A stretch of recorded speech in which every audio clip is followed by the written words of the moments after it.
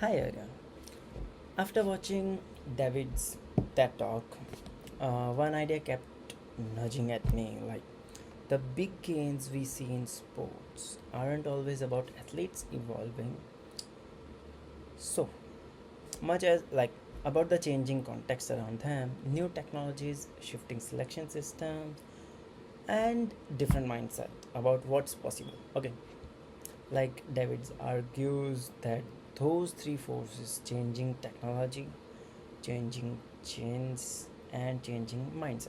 Okay, together explain a lot of dramatic performance shifts we celebrate. Okay, a few examples really drove that home for me. Like David's point out that modern track surfaces and engineered starting blocks make an appreciable difference compared with the Synther tracks and cut starting holes used decades ago. Okay, when you account for surface and equipment improvements, historic races look for closer to modern ones, like that you might expect, which shows how much the environment can change outcomes. He also highlights stories like the explosion in sub 4 minute miles after training and selection changed, and how league structures and financial incentives quickly altered which body type dominate a sport. Yes, like those are clear reminders that small tweaks in rules, such like small tweaks in rules, tech, or opportunity can cascade into big shifts in who succeed in today's generation. Okay, that perspective feels immediately relevant to us as future clinicians. In rehab, patients' outcomes aren't determined solely by physiology. Okay, they are shaped by what assistive devices are available, how care is delivered, and who can access high quality services.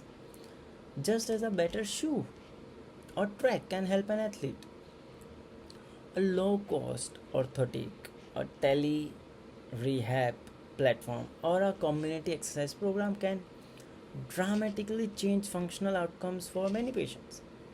At the same age, high end prosthetics or exoskeleton can produce dramatic results for a few, but only if those technology are accessible and paired with the right training and follow-ups.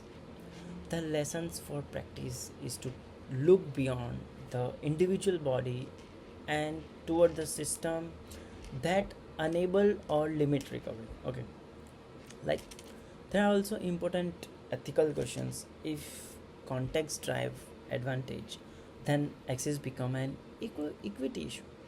Who gets the best care, the best coaching, or the best rehab? David's example pushes to ask whether progress simply amplifies existing inequalities and whether we are doing enough to make innovations benefit larger population instead of just a few. For clinicians, that means okay, advocating for scalable interventions, things that improve function for many while also supporting target high impact technologies for those who need them. Okay, balancing those too close. I will offer three practical takeaways. First, access patients systemically.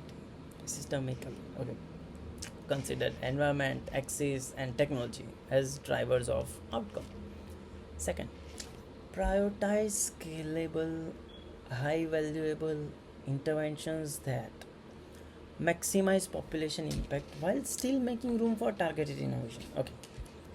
And third, like be an advocate for equitable access to rehab technologies and programs, because who benefits from innovations matter as much as the innovation itself.